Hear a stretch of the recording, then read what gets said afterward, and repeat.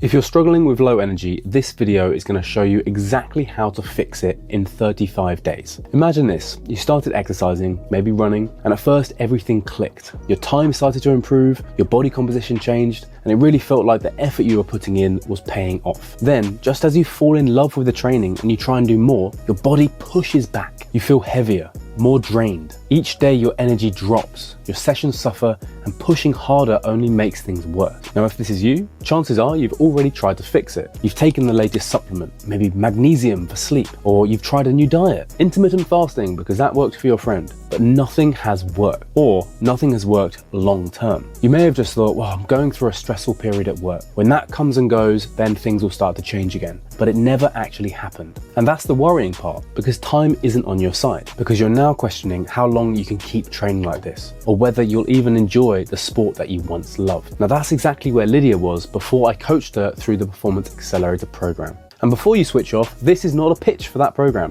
Instead, I'm going to share the exact process that I coach so that you can apply it to yourself. Yes, I'm going to share the exact step-by-step process that helped lift her energy for good. So, to be clear, this is not a quick reset. This is not 5 weeks of drink more water, eat more vegetables. This is about building the knowledge and habits that enable you to have consistent high energy for work, training, and life. So this video is going to guide you through the next 5 weeks. We're going to cover how to simplify calories and macronutrients so you focus only on what matters. We're going to cover energy stabilization strategies for people who exercise, and habits that make high energy sustainable long term. And if you apply this properly, like Lydia did, you're going to be waking up feeling refreshed, enjoying your training again, and feeling confident with how to fuel yourself, whether you want to maintain your training volume or do more. Age doesn't matter. Perimenopause doesn't matter. By the end of these 35 days, you will be able to eat for consistent high energy. And here's the weird thing, the first step isn't what you'd expect. We don't start by changing your diet. Instead, we start by changing something far more powerful for long-term success. Now in a moment, you're going to hear from Lydia directly, 10 months after finishing the Performance Accelerator program, and she's going to explain where she started. It sounds like these last 10 months you've gone from strength to strength, and actually where you're planning on going now is like you're just continuing to build, like put in all of this running, being able to tolerate, and not just tolerate but adapt to an increasing training load, whereas before it was quite a bit too strong, but like quite a dark place where you were in terms of not being able to enjoy the running that you loved. Yeah, I do think burnout we were probably I felt like I was in the middle of burnout maybe, and then we managed to pull it back. And yeah, I'm so excited for 2026 and 2027 to do. Yeah, new age category next year as well. And now, 10 months on, this is where she is now. Wheels were starting to come off. My energy just went. I started to feel unwell, and I was experiencing symptoms like anemia. I've tried everything else. Could nutrition be something that I could look into? That was where it's definitely a sports nutrition that I came from it at. I think it's had positive impacts all over the place. I rocked up to Manchester Marathon, no training, just on my normal miles, and got round. It's given me endurance. It's enabled me to unlock this endurance side that I've not necessarily had before. It's hard to think of it now, because I think once you know it and you've learned it and you've been on the accelerator, like, you can't think how you were thinking before about food. I'm just going to need to go out there and put in the miles, and I won't be able to get back to where I was. We can get back to where we were, and we can better it. It'd be cool if I could give you a time lapse of my year. I'd probably just say have a look at my power of 10, because no marathons, 2 marathons, whereas I think had I not done it, there's no way I could have done a marathon up until this year. So if you want that outcome, stay with me to the end of this video and I will be your guide. Let's get started.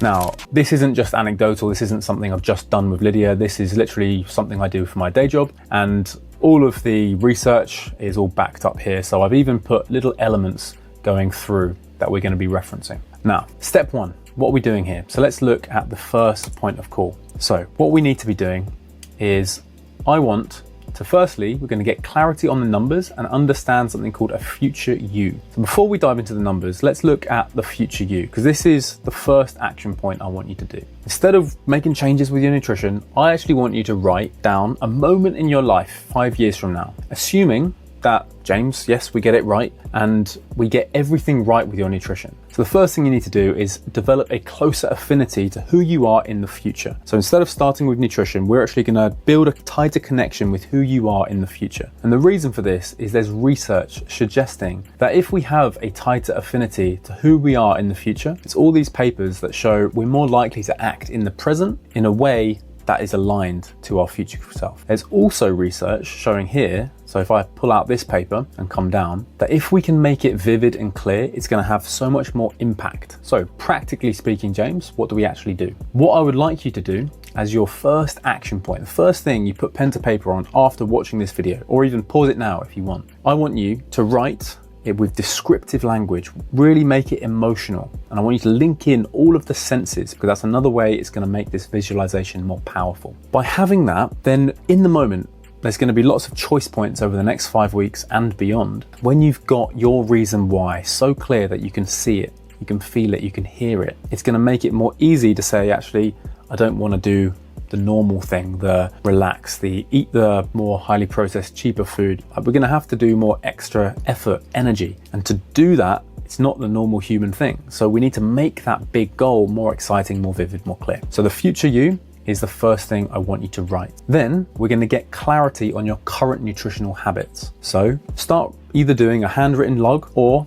start logging on a tracking app. Now this isn't because suddenly you're going to be shackled to it and you're going to be counting and logging calories. It's really just to add that extra little layer or barrier to entry so that you're thinking more about your food. Then you're going to populate the worksheet. What worksheet, James? Let's scroll in. Okay, so first thing, after we've done that future you, we need to actually get clarity on the numbers. Now, whether you want to use the numbers specifically or actually just have a deeper understanding so that you're then comfortable not logging and tracking, which is actually where I want to get my clients, then we still need to understand what and why and where they're coming from. So when you are doing your log, if you're writing it by hand or using a timer, or using a tracking app, we need to try and note down the times. So when you wake, when you eat, what you're eating, when you train, and when you go to bed. That's going to start painting a picture of what's actually going on with your nutrition. If possible, do it on an app. Now, I wouldn't recommend trying to use an app every single day of the week because it's going to be quite time consuming. So pick a few days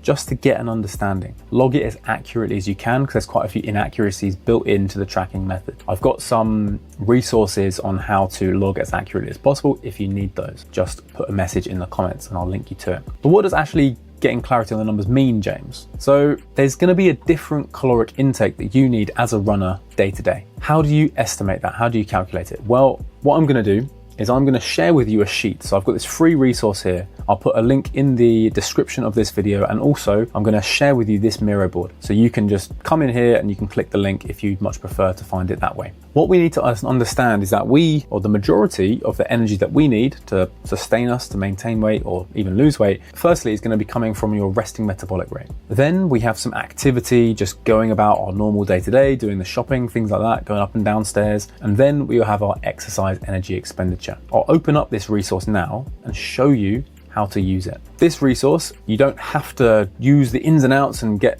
scared by the numbers. Really, it's going to be just a way of understanding how your energy levels are going to require different fueling day to day. So if you add in this section here, your current body weight, so let's say 78 kilos, your resting metabolic rate, how do you calculate that? Well, if we come back to the Miro board, I've got one link here that you can click and you can then fill it out and get your resting metabolic rate, or I've got the same link here. So you can click that, follow it, input it, and it will churn out a resting metabolic rate. Don't worry if it's a little bit out. Again, this is an estimation. We're not trying to be perfect with this. Now we've got that estimation, I want you to put in a caloric deficit. And this is where, again, most people go wrong. Most people will think, I want to lose weight, I want to lose it yesterday, James. So I'm going to put in 600, 700, 800. I would advise you not even to go up to 500, but actually keep it relatively small, 200, 250 max, because it's likely that if you've been really struggling with energy, you might have actually been under fueling. So instead of saying we've got no energy budget available for fueling by having a big deficit, it's only going to make it really, really hard. So we want to have a small energy deficit, if any, and that's even if you want to lose fat mass. we can always introduce a larger energy deficit when your body is no longer quite so stressed. Once you've plugged those three things in, we then need to fill in this row. So this is where the non-exercise activity comes in. So there might be some days where you walk the dog, there might be some days where you're actually rushing around like a blue-ass fly, you're going crazy and you're doing a lot more. Or there's days when you're going to be really sedentary. So on sedentary days, let's put in 1.2. If it's a lightly active day, 1.26, or moderately active, 1.34, and so on. You're just going to fill in these cells with those numbers in this square here. If you want to keep that even across the board, feel free. Just think, actually, yeah, how much do I move outside of training? Lightly active, boom, put in 1.26. Then what we need to do is understand how many calories we're expending in each of our sessions. And this is where, if you're just following a normal routine and you are being held to calories or caloric totals, like you've worked with a PT and they said, here are your macros, here are your calories, off you go, and you had to eat a set amount every day, this is where it went wrong, because it hasn't accounted for the fact that some days you need more than others. If we get this right, fueling feels better and the body's less stressed, then we can lose weight. So look at your watch. If Monday's session is a 1 hour run, for example, and you burnt 500 calories, we're going to pop that in this cell here, 500. Tuesday session might be a gym session, you're doing something, 200 calories. Wednesday, rest day, another 500 from the run. But then maybe Saturday is your big long run. Maybe you're out there for 2.5 hours and you burn 1,000 calories. I want you to put that in. Sunday, you're doing something light, another 200, for example. What's going to happen here is the numbers in this part of the table are going to update. So what I've done is I've locked in macronutrients for fat and protein. So they're yellow, we can edit those, but being in the range for protein of 1.6 to 2 is pretty good going, and around a fat intake of about 1 is quite a good starting point. If they're the same day to day, then the change from the exercise energy is going to come from carbohydrate. So what I want you to understand, whether you choose to use this or not, is right, on my Saturday, I have a lot more requirement for carbohydrate. It's 6 grams per kilogram of body weight. What does that mean in natural grams? Well, it's 6 times your body weight. So it's 460 grams of carbohydrate over that day. That's much more than what we might need on the Wednesday on the rest day, which is 217 grams over the day. So really, this is just to paint a picture of how your carbohydrate requirements are going to change. If you understand that, then it's not just a case of eating clean, eating healthy. It's actually a case of managing carbohydrate around your training. And that is something I'm going to explain in the final 2 steps, step 4 and step 5 in this video. So this is the first resource. Hopefully I've explained that in a way that makes sense. Free resource there, jobs are good in. What we need to do, your action points for this first week. Do your future you. Get clarity on your current habits. So be critical, reflect. What are you doing? Why are you doing it? Then populate that sheet. Final thing, when you come into this sheet, I'm really hoping that you can't edit this sheet, or if not, I've done something wrong. To actually be able to create your own, click File, make a copy. Then you'll be able to have your own copy, save it in a folder that you have on your computer. Then you'll be able to edit it and off you go. So don't ask for access. All you need to do is make the copy. That is part 1. So we're not actually making any tweaks to your nutrition. We're just understanding what's going on. What do we do for the second week, James? Second week, at day 7, we are going to focus on protein. We're really going to focus in on protein and consistency. So I mentioned here that being in that range of 1.6 to 2 grams per kilogram body weight protein is going to be sufficient for the vast majority, especially if we don't have a massive energy deficit. There is research suggesting that going more than 2 grams per kilogram body weight, up to say 2.4, might be helpful if you're on an energy deficit trying to lose fat mass, because more protein is going to mean more signals to maintain muscle mass. But because you've hopefully heeded my advice and decided to go with a smaller energy deficit, we don't need quite as much protein. That's good because it means there's more space for carbohydrate to actually appropriately fuel and refuel you, which is needed for more energy. So let's zoom in. What are we doing with protein? We're going to aim to be consistently in this range. Don't overthink it. Don't strive for an exact number. We just want to be roughly in that space. If you have logged on MyFitnessPal, for example, and you've seen that the amount of protein that you're having is 1.2 grams per kilogram of body weight, then actually you need to make some changes. How are we going to do that? I'm going to guide you. But here are the numbers. So if your current body weight is around 80, to make it the top end of the range, just times it by 2. And this is weight in kilograms times by 2 to make about 160 grams. You're then trying to achieve that over the day. In terms of timing, It's less important than nutritionists once thought. You don't have to separate it out exactly 2.5, 3 hours every meal. But I would say protein total, the most important thing, big protein hit soon after waking, and then an ample protein feeding in your last meal. That means you're going to have very less time in a catabolic state. That's going to be better signaling. I mean, it's all about this sort of how your body is perceiving what we're doing if we want to fix things long term. I often get asked this, but James, you've recommended me some calories and some macronutrients. Does it matter what I eat? Like, you might have heard of this flexible dieting approach if it fits my macros. Short answer, if it fits my macros, is a terrible idea because it works in the paradigm that you're always going to be logging as a way of controlling your intake. But for me, that's not a long-term approach because you don't want to have to be logging forever. So what we need to do is consider what you're eating, because that might actually impact on how much you want to eat. If we are just hitting our macros with maybe ultra processed foods that are driving consumption, but at present, because we're logging and we're hungry, but we're being disciplined and staying on it and not going above that target, we can still lose weight. But then we stop logging, we continue with those habits around food, and we end up eating more. So let's just completely simplify my advice. We want to try and get into the macronutrient ranges there with minimally processed food. So lots of whole food. You can do that from vegetarian sources, vegan sources, but having some animal produce might make it easier. If you are struggling to get up into that high protein range from a vegetarian or vegan diet, then I would recommend supplementing. There's no shame in that. Understand rough serving sizes.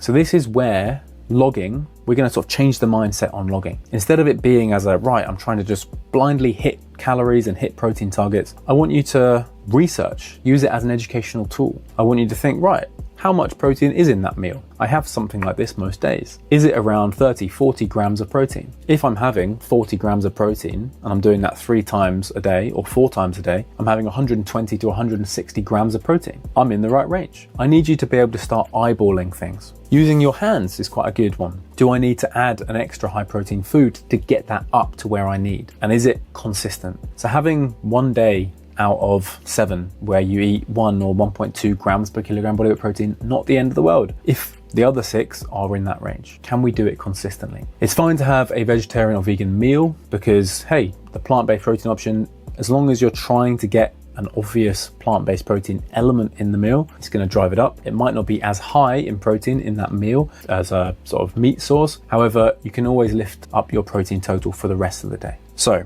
let's simplify the protein advice. What are your take-home points? Eating in the range of 1.6 to 2 grams per kilogram body weight. Breaking fast, so eating your breakfast soon after waking, ideally within an hour, so rarely soon after waking. It's going to give you a big positive anabolic signal to maintain muscle mass, reduce stress. We want that. Aim for high protein foods in each meal. That's going to help you hit your high protein total. If your intake is not in the range of with the 3 meals, then maybe consider a high protein snack. Something like a Greek yogurt with some berries, something like maybe a protein shake if you need a practical on-the-go protein lift. If you're curious in why I'm saying all of this and want to look at the research, again, just pop here. Because I'm going to share this mirror board, I'm not going to go through all of this, but I just really wanted to put this here so that you have confidence that this isn't me just saying, oh, I think this will work. This is based on the evidence, not just one paper, but a meta-analysis is like multiple research papers that show that this is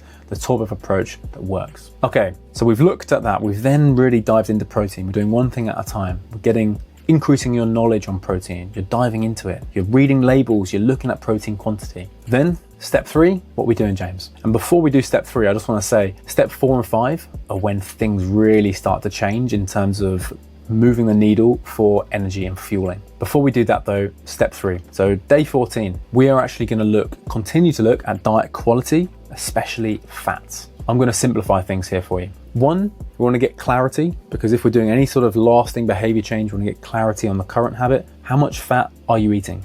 It might be a case that you need more. It might be a case that you need to be a little bit more mindful of it. If we're going to be getting clarity on it, we then want some feedback. Okay, well, James, do I need to eat more? Do I need to eat less? What are those numbers? Let me help you. There's a global recommendation. So this isn't just even the UK, it's not just sport nutritionists. It's widely agreed that a diet of 35% fat or less is going to be better for heart health and long-term mortality risk. So keeping your keeping your fat intake for less than 35% of your total energy, which is why 1 gram per kilogram body weight is normally a bit under that, normally in the sort of range of 25 to 28%. If you have a bigger energy budget, you might need to go up to say 1.2 to have a bit more flex with your fat intake, or maybe if you're on a much smaller budget and you're not necessarily a big fan of lots of higher fat foods, 0.8 might be appropriate. But around that 1 is quite a good starting place. I then want you to consider the types of fat that you have coming in. What are the common sources? Are they, and instead of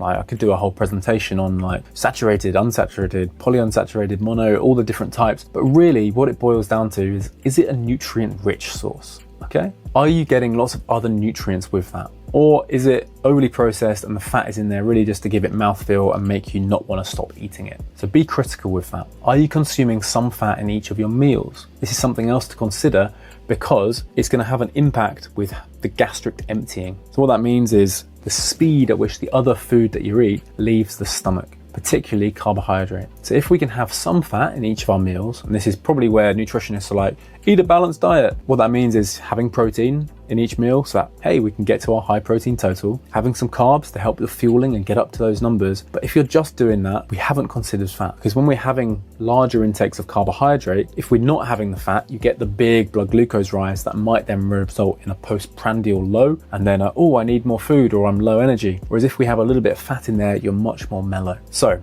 for you as a runner, this effect of gastric emptying might also impact the timing of some of your higher fat foods. This is us going a little bit deeper here, but let's say you're a runner and you're going to be eating and then going out for a really hard session. Well, that meal before, if that's really high in fat, then you're probably just going to feel like, I'm feeling a bit nauseous and a bit sick because all that food hasn't cleared your stomach yet. Whereas if we can have a meal that's much lower in fat there, it's going to be cleared quicker and you'll actually feel okay. That's something that I go into in a bit more detail with my clients throughout the full program. But really just getting clarity on what you're having from a fat perspective. If you're not consuming some fat in most of the meals, maybe consider adding a little bit. Maybe if you're doubling down on cheese, then okay, we probably want to reduce that too. In terms of fat, and without going in too much detail, I've mentioned here about the total amount of fat. Something to also be mindful is the total amount of saturated fat in the diet. Now, you will get that information if you do log a few days. The total amount of saturated fat shouldn't be more than about 10%. And again, that's a globally recognized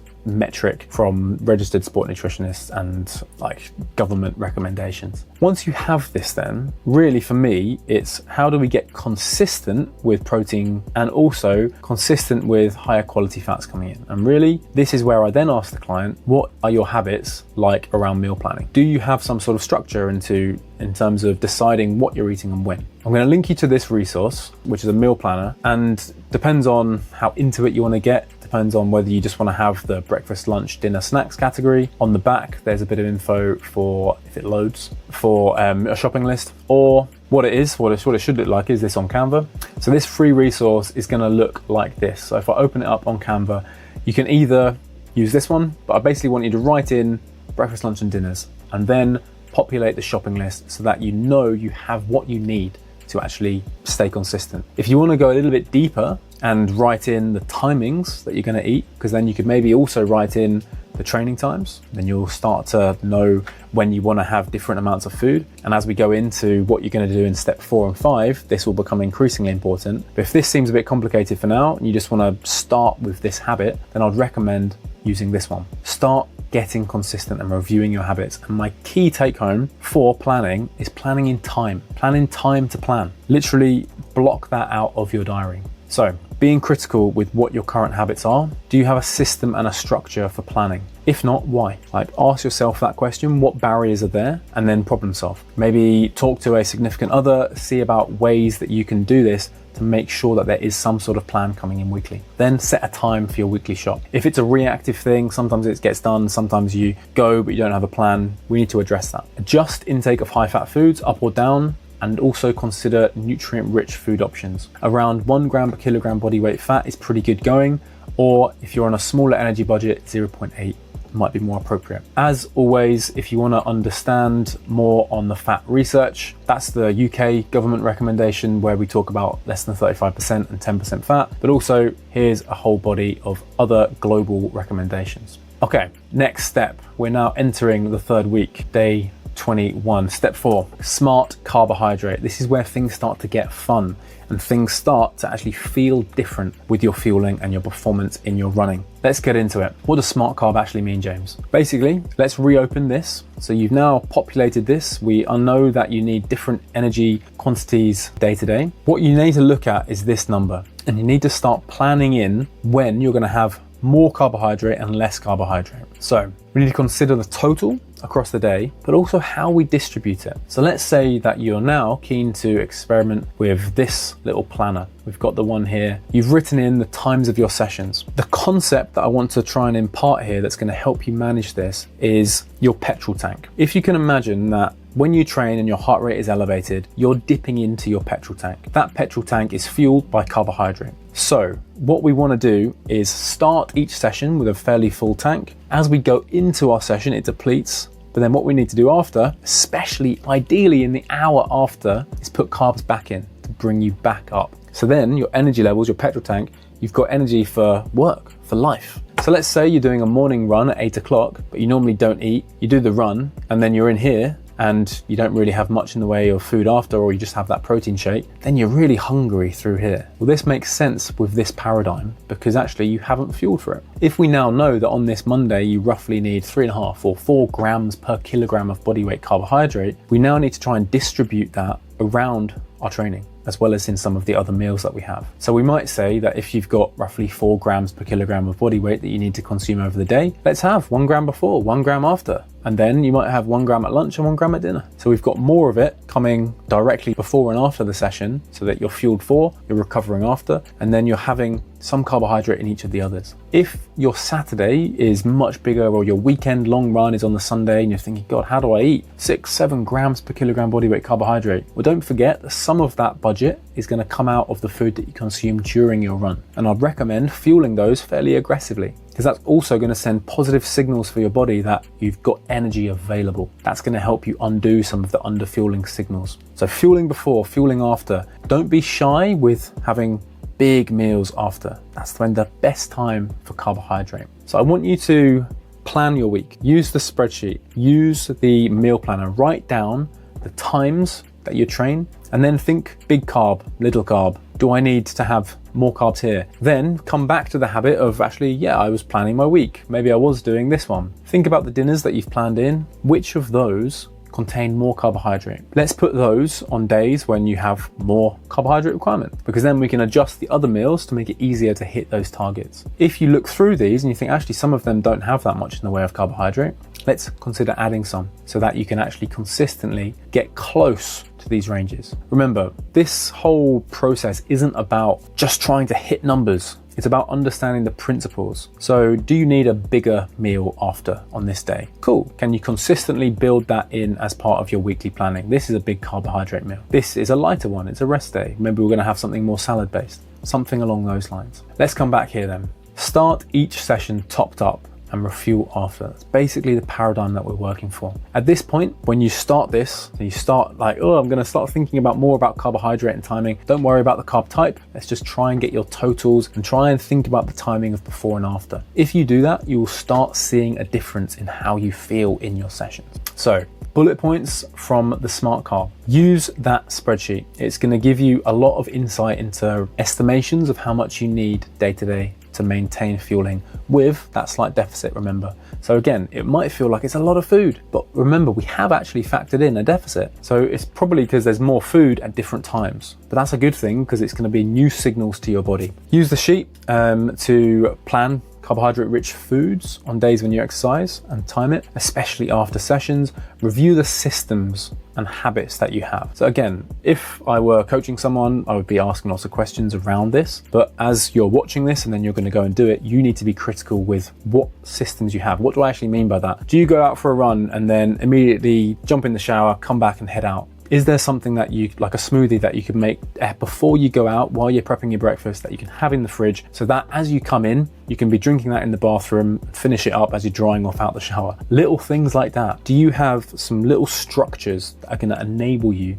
to get close to this fueling and refueling? Then add it to the plan, focusing on carbohydrate now as well as healthy nutrient dense fats and protein consistency in that high space. You should now, by the end of this week, start feeling very different in a good way. What is the final tweak, James? Let's zoom out. Step 5, we're now going to add more detail to carbohydrate. So we're going to consider the carbohydrate type as well as timing. So sugar gets a lot of heat around anything in the nutrition space. Let's think about sugar like this. Sugary or sweet carbs are going to be fine. We can actually use them to our advantage. Can you have them less than 10 minutes before, during your session, or within 60 minutes after? These are the best time to eat more of your sugary carbs. Outside of those times, just focus on slower releasing carbs. So the slower releasing ones are the typically healthy carbohydrate. They contain more fiber. They're the brown versions that you would normally eat. Whereas actually, if you just love a bit of granola,